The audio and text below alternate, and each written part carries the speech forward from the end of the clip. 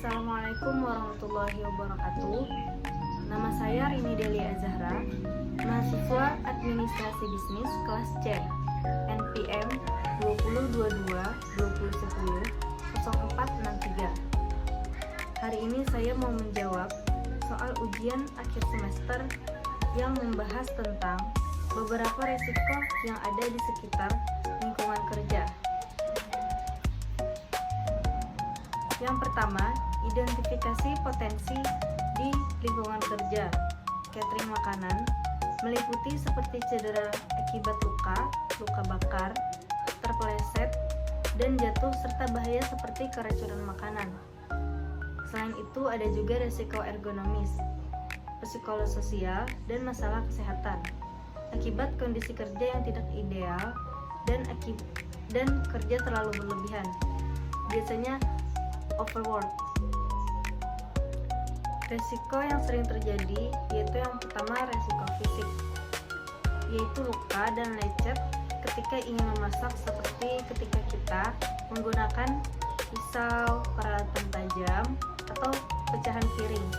Setelah itu luka bakar yang disebabkan oleh kontak yang dengan permukaan panas, cairan panas atau uap, biasanya seperti air mendidih.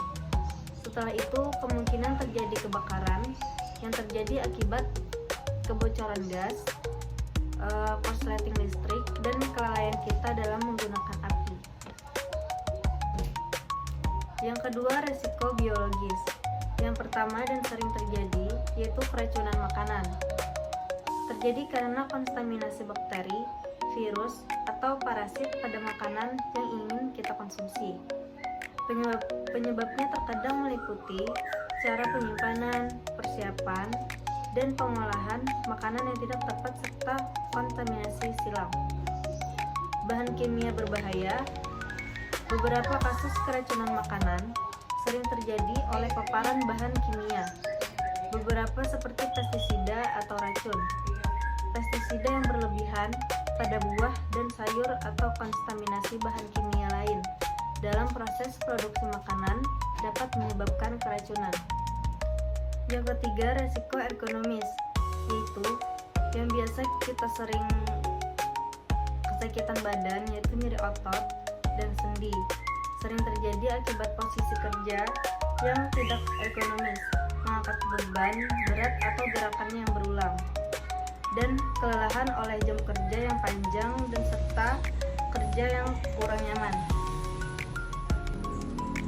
Selanjutnya, resiko psikososial seperti stres muncul akibat tekanan kerja, tuntutan pelanggan, atau lingkungan kerja yang kurang kondusif. Dan ada beberapa resiko lainnya seperti paparan bahan kimia yang terjadi saat menggunakan bahan pembersih atau bahan kimia lainnya. Setelah itu, kebisingan berasal dari peralatan dapur dan aktivitas kerja lainnya. Setelah itu, pencahayaan kurang dan dapat menyebabkan kelelahan mata dan mengangkat resiko kecelakaan.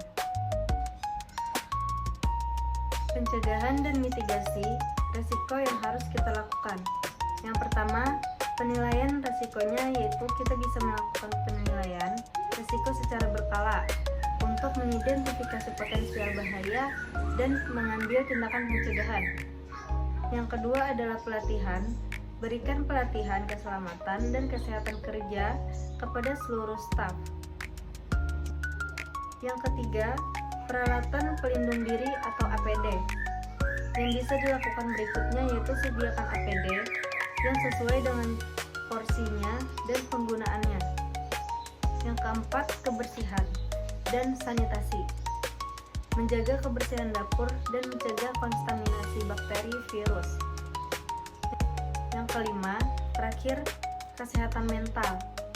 Perhatikan kesehatan mental seluruh karyawan dan berikan dukungan yang dibutuhkan semuanya. Itu saja, terima kasih. Assalamualaikum warahmatullahi wabarakatuh.